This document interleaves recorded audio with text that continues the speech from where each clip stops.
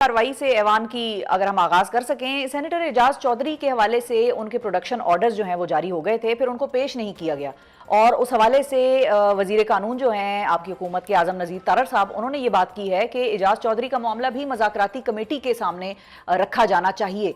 क्यों नहीं पेश किया गया और इससे आपको क्या समझ आ रही है उनके इस बयान से? नहीं, इससे मुराद मैं उस वक्त मौजूद नहीं था, मुझे नहीं मालूम कि उन्होंने किस तनाज़र में ये बात की। उनके प्रोडक्शन ऑर्डर जो है वो तो चेयरमैन सेनेट ने जारी करने हैं और जो मुतल्लका अथॉरिटीज़ हैं जिनको ऑर्डर जारी होंगे उनको उन्हें ईवान में जो है वो लाने की ज़िम्मेदारी होगी। और अगर चेयरमैन साहब ने ऑर्डर जारी किए हैं तो उनको लाया जाना चाहिए। लेकिन वो लाए नहीं आज। जी, ये चेयरमैन साहब को चाहिए कि वो अपने ऑर्डर को इम्प्लीमेंट करवाएं। अच्छा, ठीक है। अच्छा, अब एक और चीज भी है राना साहब कि एक तरफ हुकूमत और पीटीआई के दरमियान मुज़ाकरात का तीसरा राउंड शुरू होने जा रहा है, दूसरी जानिब चंद दिन पहले आपकी भी एक बड़ी धुआंधार किस्म की प्रेस कॉन्फ्रेंस आई पीटीआई के हवाले से, फिर उनके लोगों ने भी मुख्तलिफ जुमले और आज जो ऐवान में एहतजाज हुआ वो आपने भी देखा। उन्होंने कहा कि भाई हुकूमत फॉर्म 47 की बेनिफिशरी है, ये भी इल्ज़ाम लगा दिए। तो कोई माहौल तो बड़ा साजगार है नहीं वैसे मुज़ाकरात के लिए। आपको कुछ निकलता हुआ इन मुज़ाकरात से नजर आता है? आपको लगता है ये माहौल ठीक है, हल्की फुल्की गोलाबारी दोनों साइड से चलती रहे लेकिन टेबल पे हम बैठे हैं, तो डज दैट मेक सेंस? जी, जमहूरियत में एहतजाज जो है बिल्कुल ये अपोजिशन का या किसी का भी जिसका मुतालबा हो उसका हक है, ये आज बिल्कुल होना चाहिए। प्रेस कॉन्फ्रेंस होनी चाहिए, उसमें तुंदो तेज़ जो है वो दावे और गुफ्तगू भी होनी चाहिए, लेकिन गुफ्तगू ही होनी चाहिए। जो 24 नवंबर से लेके 26 नवंबर तक हुआ वो नहीं होना चाहिए। वो जमहूरियत की नफ़ी है।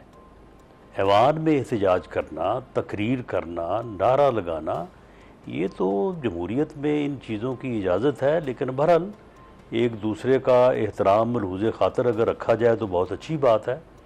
लेकिन पार्लियामेंट में अपोजिशन को जमहूरी तरीके से एहतजाज करने का जो है वो बिल्कुल मुकम्मल हक है, बल्कि उस हक को जो है वो गवर्नमेंट को या हिज़्ब इक़्तिदार को जो है वो इंश्योर करना चाहिए। अच्छा, राना साहब, आज एहतजाज जो कर रहे थे वो लोग ऐवान में, तो वो नारे लगा रहे थे कि इमरान खान को रिहा करो। दूसरी तरफ बैरिस्टर गौहर जो हैं वो क्योंकि कमेटी के भी मेंबर हैं, मुज़ाकराती कमेटी के, उन्होंने आज एक स्टेटमेंट दी। उन्होंने कहा कि हमारे दो ही मुतालबात हैं। एक तो वही है कि जाहिर है हमारे असीरान के हवाले से जो केसेस हों उसमें बार बार गिरफ्तारियां ना हो और एक free and fair judicial trials का प्रोसेस हो, और दूसरा जो है वो भी आप जानते हैं कि वो क्या है। अब आपको क्या लग रहा है, पीटीआई आप लोगों से मांग क्या रही है? क्या जुडिशल कमीशन मांग रही है और असीरान की रिहाई ही मांग रही है, या साथ में इमरान खान की रिहाई भी वो चाहते हैं जो कि मुज़ाकरात की टेबल पे तहरीरी तौर पर बस वो देना नहीं चाहते? देखें, पीटीआई के मुख्तलिफ रहनुमाओं की मुख्तलिफ स्टेटमेंट्स हैं, तो इसी कज़िए को जो है वो ख़त्म करने के लिए हमने ये कहा था कि आप हमें लिख के दें ताकि एक बात जो है वो फोकस्ड हो। तो जब वो गालबन स्पीकर साहब परसों जुमेरात को उन्होंने मीटिंग बुला ली है मुज़ाकराती कमेटियों की, तो उसमें जो वो तहरीरन फरमाएंगे, जो भी उनका मुतालबा होगा, उसके बाद ही कोई हतमी बात की जा सकती है कि वो क्या मुतालबा करते हैं। तो उसका जवाब जो है वो भी हम बाकायदा अपनी पार्टी से, गवर्नमेंट से, प्राइम मिनिस्टर से जो है वो एडवाइस लेके तो वो भी तहरीरी तौर पे उनको जवाब देंगे। उसके बाद फिर उनकी डिमांड और हमारा जवाब जो है वो वहाँ पे बैठ के फिर एक मीटिंग में या दो मीटिंग में बात होगी, और हो सकता है कि बहस मुबासे के बाद कोई कंसेंसस पॉइंट निकल आए, और ये भी हो सकता है कि ना निकले। सही है, क्योंकि उनके जो स्पोक्स पर्सन है मुज़ाकराती कमेटी के, उनका भी मैं एक बयान सुन रही थी। वो ये कहते हैं कि अब हम तहरीरी तौर पर हुकूमत के सामने तो अपने मुतालबात रखने जा रहे हैं और रख भी देंगे, उसके बाद फिर बॉल हुकूमत की कोर्ट में है। तो आप लोग उनको ज़्यादा से ज़्यादा क्या ऑफर करते हुए, आपको मतलब क्या सियासी तजर्बा आपको बताता है आपका कि जुडिशल कमीशन दे सकेंगे आप उनको, या असीरान की रिहाई दे सकेंगे, या दोनों ही शायद ना दे सकें, या दोनों ही दे दें उनको? देखें, जो कारकुनों की रिहाई का मामला है, वो तो थ्रू कोर्ट्स ही होना है। उसमें वो हमसे क्या चाहते हैं ये तो उनकी तहरीर आएगी तो पता चलेगा। रही बात जुडिशल कमीशन की, तो जुडिशल कमीशन जो है वो बजाते ही जुडिशल कमीशन का कोई मामला नहीं है। बात तो असल है कि उसके TORs को वो क्या मांगते हैं। अगर वो हुकूमत पे ये एतमाद करें कि TORs भी गवर्नमेंट ख़ुद बनाए और उसके बाद जिसको चाहे उस जुडिशल कमीशन का जो है वो बना दे, यानी हेड कमीशन, ठीक है, तो फिर तो मेरा ख्याल है कि कोई ज़्यादा मुश्किल नहीं होगा। तो आप लोग लेकिन किसको अगर वो बनाएंगे? अपने TORs भी देते हैं और साथ ये भी कहते हैं कि जी फलां साहब को बनाएं, तो उसके ऊपर फिर बात करनी पड़ेगी। अच्छा, आप लोगों का क्या मौकफ है? आप लोग किसको बनाने के हक में हैं? हम तो किसी ऐसे बंदे को ही बनाएंगे जो बिल्कुल मेरिट के ऊपर फैसला करे, जो बिल्कुल इंडिपेंडेंट हो। हम तो ऐसे बंदे को चाहेंगे। सर्विंग जज ही होगा वो? नहीं, वो रिटायर्ड जज भी हो सकता है। जो एक्ट में दिया गया है उसके मुताबिक, जो एक्ट में किसी भी इंक्वायरी कमीशन की क्वालिफिकेशंस हैं उनके ऊपर पूरा उतरता होगा बंदा। अच्छा ठीक है, क्योंकि कल एतजाज एहसन साहब ने एक बड़ी इंटरेस्टिंग बात की। उन्होंने कहा कि PTI को इसका नुकसान होगा जुडिशल कमीशन बनवाने का, क्योंकि 26वीं आईनी तरमीम के बाद अदलिया की साख या अदलिया की जो एक बनावट है या एक स्ट्रक्चर है उसमें खासी तब्दीली आ गई है। तो उनको इस जुडिशल कमीशन से कोई ख़ास उम्मीद रखनी नहीं चाहिए, वो मिलेगा इनको नहीं। उनको चाहिए कि पार्लिमानी कमीशन बनाने की हुकूमत से इस्तदा करें। जी, पार्लिमानी कमीशन की रवायत जो है वो PTI की ही रवायत है, क्योंकि जब यानी अब तो फॉर्म 45 और 47 का झगड़ा है ना, 18 के इलेक्शन में RTS का झगड़ा था, ऐसा ही है। और उस वक्त भी हमारा यही मौक़िफ़ था जो इनका मौक़िफ़ है। तो हमारा भी ये दावा था कि आपको हमारी कोई तकरीबन 40-50 सीटें जो हैं वो दे दी गई हैं, आपकी अक्सरियत बना के आपको गवर्नमेंट, और हमें जो है वो हमारे मैंडेट से महरूम किया गया है, तो लिहाजा उसकी इंक्वायरी होनी चाहिए। तो इमरान खान साहब ने ये फरमाया था कि जी देखें, जुडिशल कमीशन से तो कुछ निकलता नहीं है, तो पार्लिमानी कमीशन बनाएं और पार्लिमानी कमीशन जो है वो इसकी इंक्वायरी करे। तो फिर उन्होंने पार्लिमानी कमीशन बनाया था। मैं भी उसका मेंबर था और परवेज़ खटक साहब उसके सरबराह थे। उसकी एक मीटिंग भी हुई थी और उसमें हमने उसके जो है वो इश्यूज़ भी फ्रेम किए थे, लेकिन उसके बाद उसकी फिर दूसरी मीटिंग नहीं हुई। अच्छा, सही।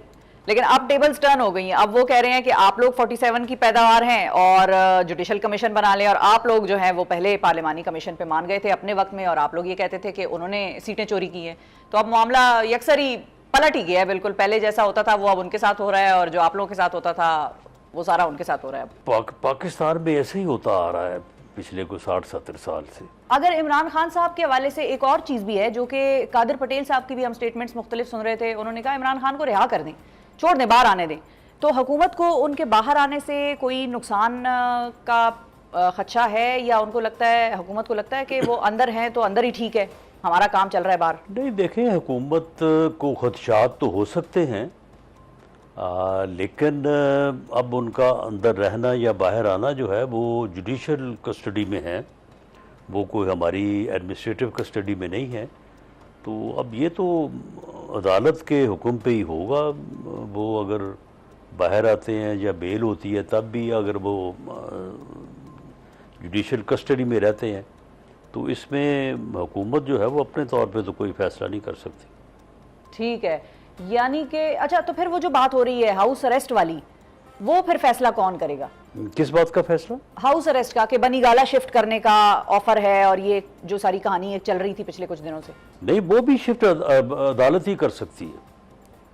यानी अगर बानी PTI या इमरान खान साहब हाई कोर्ट में जाएं अपने किसी इशू के ऊपर कि जी मेरी सेहत ठीक नहीं है, मियां नवाज शरीफ साहब जो है वो अदालत में गए थे, अदालत में जाके उन्होंने अपनी बीमारी से मतलब जो है वो पिटीशन दायर की थी, आपके इल्म में होगा।